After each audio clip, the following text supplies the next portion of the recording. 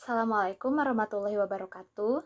Salam hormat semuanya. Semoga semuanya selalu diberikan kesehatan dan selalu dalam lindungan Allah Subhanahu wa Ta'ala dimanapun berada.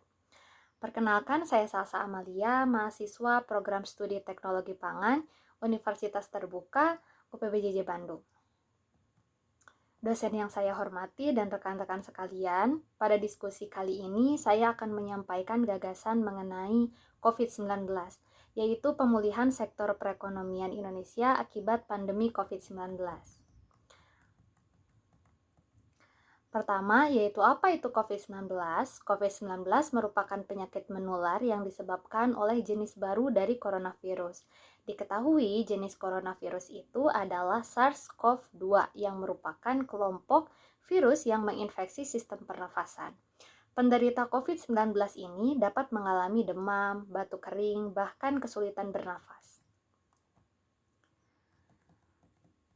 COVID-19 dapat menular dari seseorang yang sudah terinfeksi virusnya. Adapun penyebaran COVID-19 ini dapat terjadi dari orang ke orang melalui percikan yang keluar dari hidung maupun dari mulut saat seseorang yang terinfeksi tersebut batuk, bersin, bahkan saat berbicara. Orang dapat terinfeksi karena menghirup percikannya, sehingga pentingnya menjaga jarak minimal 1 meter dari orang lain.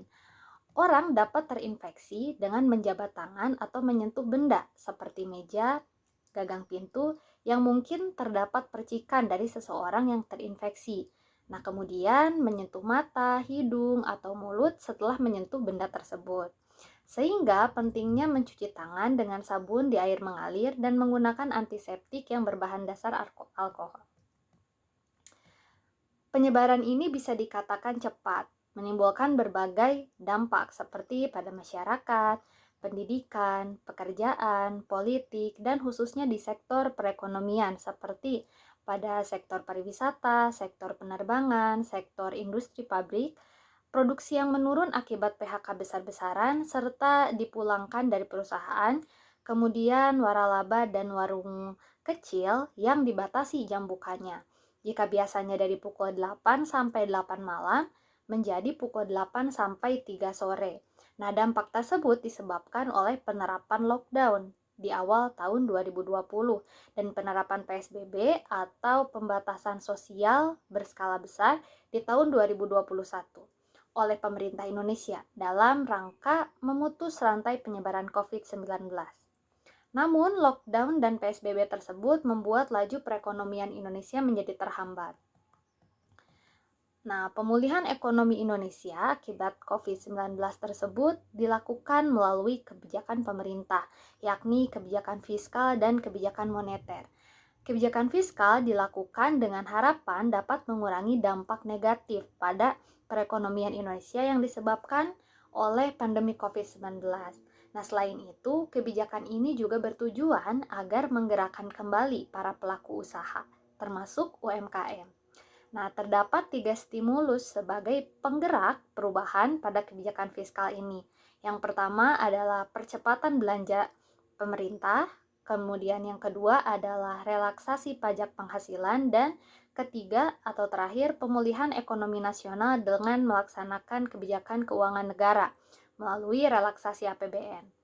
Nah, sedangkan untuk kebijakan moneter dilakukan pemerintah bekerja sama dengan Bank Indonesia atau BI agar ikut serta dalam upaya mengoptimalkan berbagai kebijakan moneter dan makroprudensial akomodatif yang bertujuan untuk mempercepat digitalisasi sistem pembayaran Indonesia dalam rangka untuk mendukung upaya pemulihan ekonomi. Nah, kebijakan moneter ini juga bertujuan menurunkan jumlah uang yang beredar dan suku bunga pada bank. Ketika suku bunga mengalami penurunan, pada saat itu juga para investor menginvestasikan kepemilikan mereka kembali. Nah, kebijakan yang dirancang pemerintah tersebut tujuannya tidak lain adalah agar output pendapatan pada PDB dapat kembali seperti awal dan mengalami peningkatan, dan juga agar Indonesia mengalami inflasi kembali dan tingkat pengangguran di Indonesia pun berkurang. Demikian yang dapat saya sampaikan, semoga informasinya bermanfaat. Mohon maaf apabila ada kesalahan kata dalam penyampaian. Terima kasih. Wassalamualaikum warahmatullahi wabarakatuh.